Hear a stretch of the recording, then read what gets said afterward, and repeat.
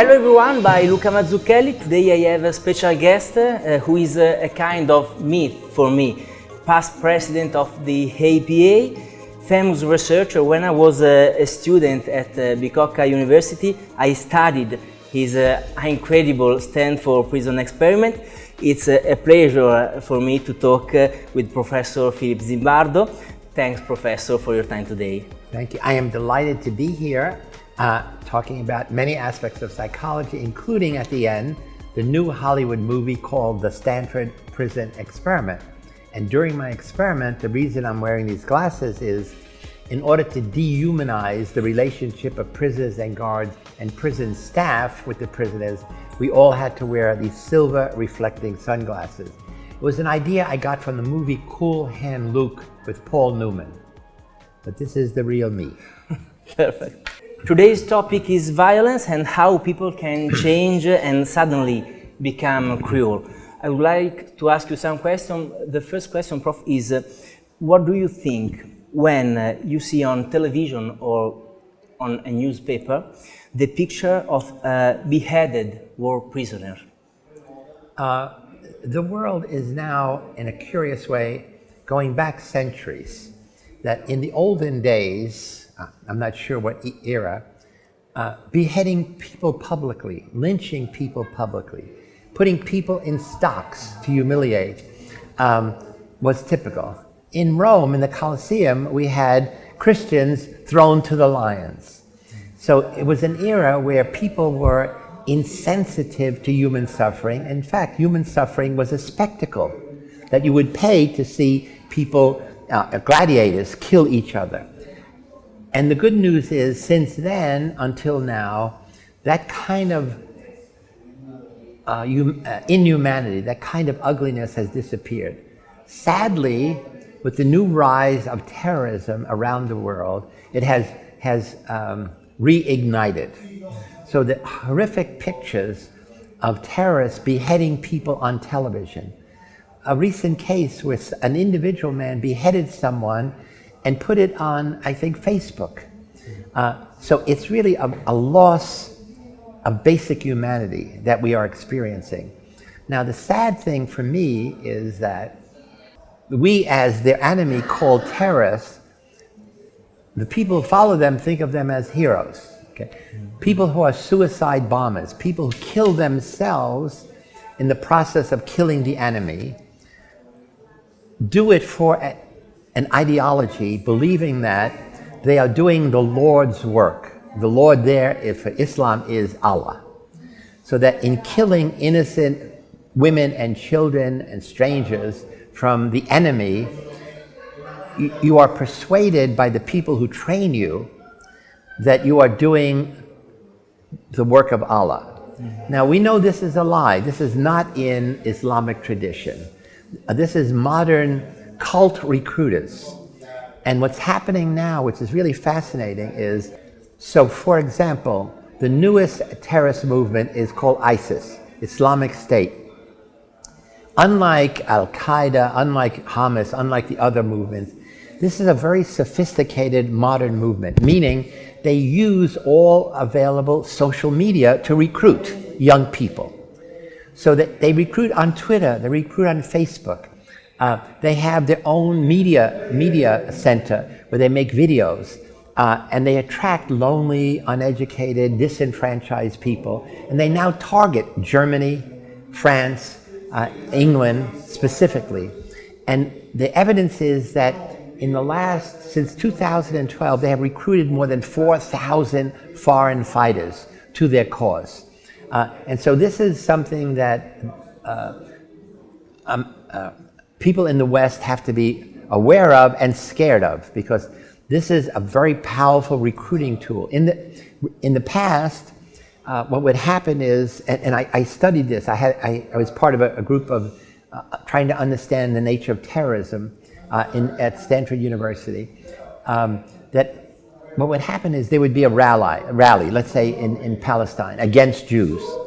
And then there'd be older men who would identify young men and women who are saying, kill the Jews, bring them together in a small group and say, do you really believe this? Are you willing to Are you willing to join a movement against Jews? And then they train them how to be a suicide bomber. And then to make them think you are a hero, that when you die, not only will you be sitting at the right hand of Allah, but your family will sit with you. And then they would make posters holding a gun with a bandana, in your town. So you would become a hero, but it is not heroic to kill innocent women and children for any reason. Okay. That's clear. Prof, do you think that all people in particular situation can become cruel? Or there are some elements that prevention that can save us from this transformation? Oh yes, so in general, my research over many, many decades has focused on what are the situational, circumstantial forces that can get ordinary, good people to do bad things. And there's much research in psychology to prove this in many areas. And there's a whole recipe we can talk about. What are the psychological forces that get people to move across the line from good to bad? But in every research and in every natural situation in the world, there are always some people who resist. Let's say on the average 10% or 20%. So even when the majority in research does the terrible thing, there's always a small minority that resists, okay? So the question is, what is the difference? What is about them that's unique? Now, we have not studied in enough detail the people who resist powerful social influence, because we focus on the people who give in, because that's fascinating. And in my book, The Lucifer Effect, this is one of the basic issues I raise. We know how to make good people do bad things. Every military in the world trains ordinary soldiers to kill the enemy, okay? And the enemy, I'm killing you, you're killing me. So the enemy is an abstraction, okay? It's the other. But there's no military that trains people to understand and care for the enemy. Now, this should be the realm of religion. But sadly, over hundreds of years or 1,000 years, more people have died in the name of religion than any other reason. Start even before the Crusades, the Inquisition, and now the Islamic movement. So curiously, the place where people should learn ethics, who should learn human dignity, in many places are doing the opposite. Now, the key is where religion teaches you that we are the only right religion, everyone else is false, okay? Under those circumstances, the people in that religion, whether it's Christian, whether it's Muslim, or whatever it is, have to believe that their job is to eliminate people who don't believe. So you first try to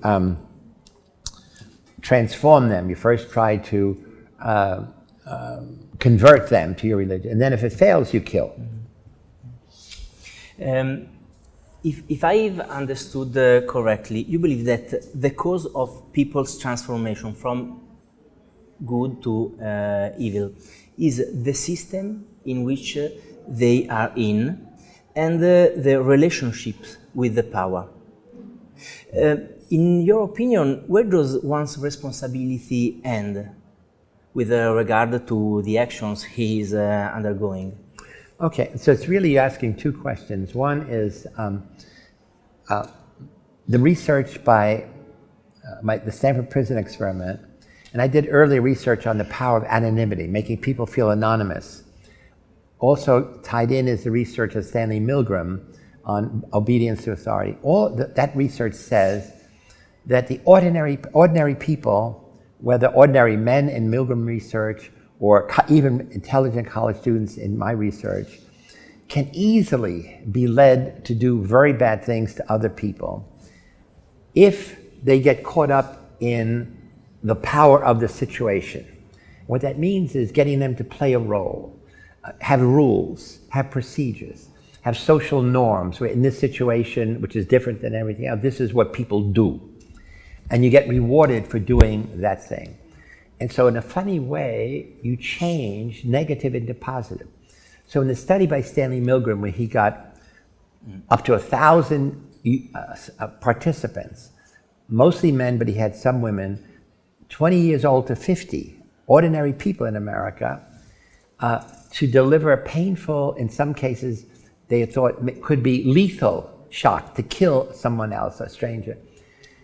Why did they do it? They did it because they believed they were helping rather than hurting. So what's critical is to understand the semantics of terrorism, the semantics of evil, so that the person who's doing it, the soldier who kills, is not killing, he is saving he is a patriot saving the good people in his nation. So that, and again, the Milgram study, it says we want to help people improve their memory. How are you going to do it? By punishing errors. How will you punish errors? By killing people who make too many errors. Okay. Now, in the Stanford Prison Study, all we said was we are creating a model of American prisons, which in general are places of punishment. And even though the students in our experiment were college students who never were in prison, who didn't know about prison, they knew in their mind prisons are about power. Guards have the power to dominate prisoners, and prisoners can rebel, that's their power, but ultimately they get crushed. So in my study, by putting ordinary young intelligent college students into uniforms, giving them symbols of power, a billy club, the silver reflecting sunglasses, handcuffs, the situation transformed them from being ordinary average college students into being prison guards, many of whom, but not all, did cruel, sadistic things to the prisoners. Prof, how can we transform ourselves in heroes? Okay, this is a wonderful question because I have asked that question myself 8 years ago. I gave a talk at the TED conference, I think 2008, and it was really my journey from creating evil to inspiring heroism. So you know, many people have studied evil over generations.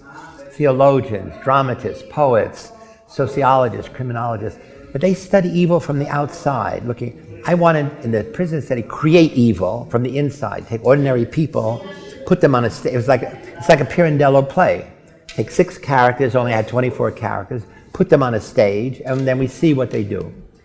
And so now we know that when people are anonymous, when there's dehumanization, when there are rules and roles to play, when they're in costumes, when everyone is doing the same thing, when there is a powerful authority who's organizing things, these are the conditions of the situation that can get people to move across the line between good and evil.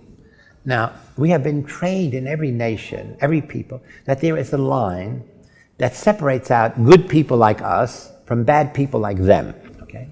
And we have been trained, mostly through our religion and school and family, that line is fixed, impermeable. But it turns out it's not. It's permeable. Good people can be seduced across, as I said, the children where I grew up. And also, the good news is bad people can be rehabilitated to go this way.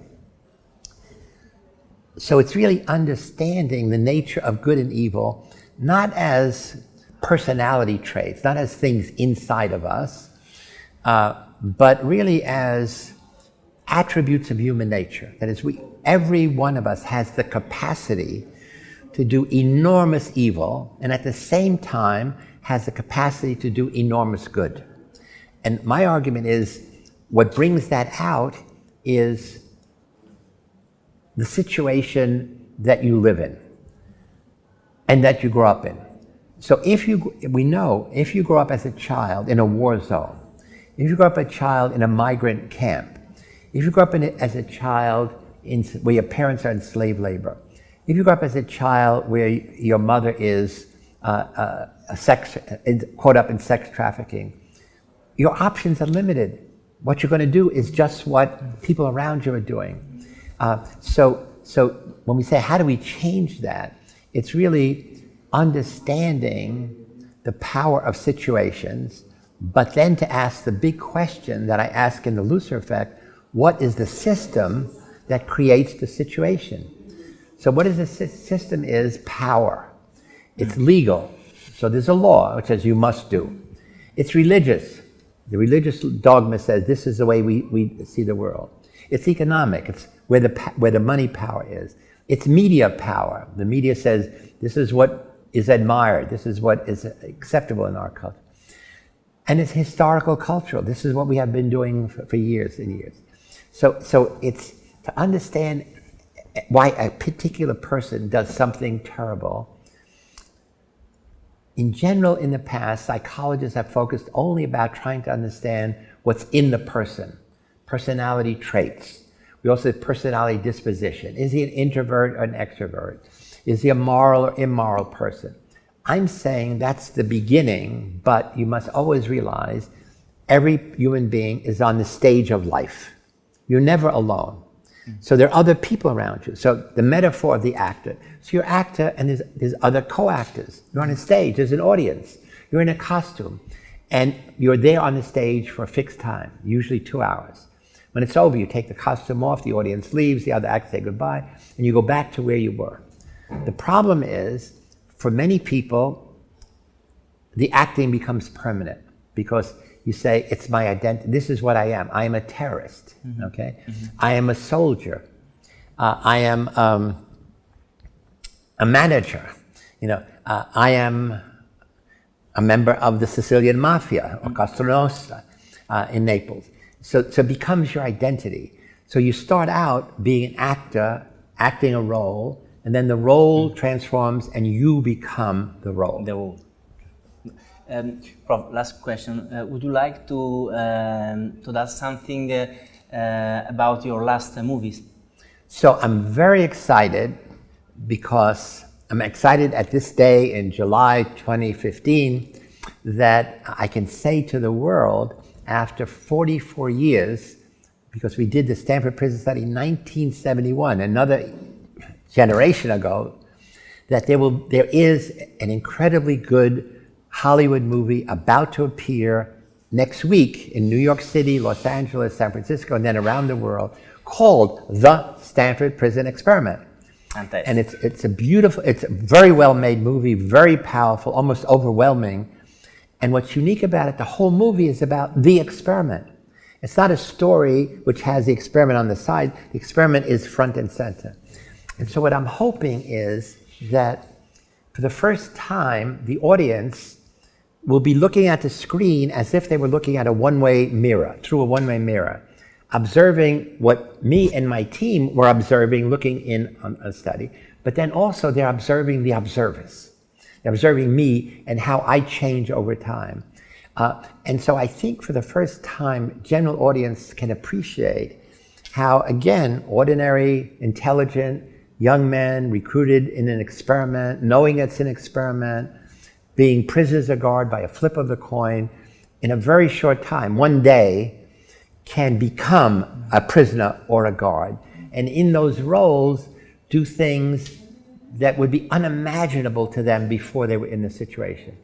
And then it became ordinary. To be cruel, sadistic became ordinary by the third day. You did it without even thinking. And then each day, the level of abuse, the level of humiliation, the level of degradation of guards against the prisoners got worse and worse.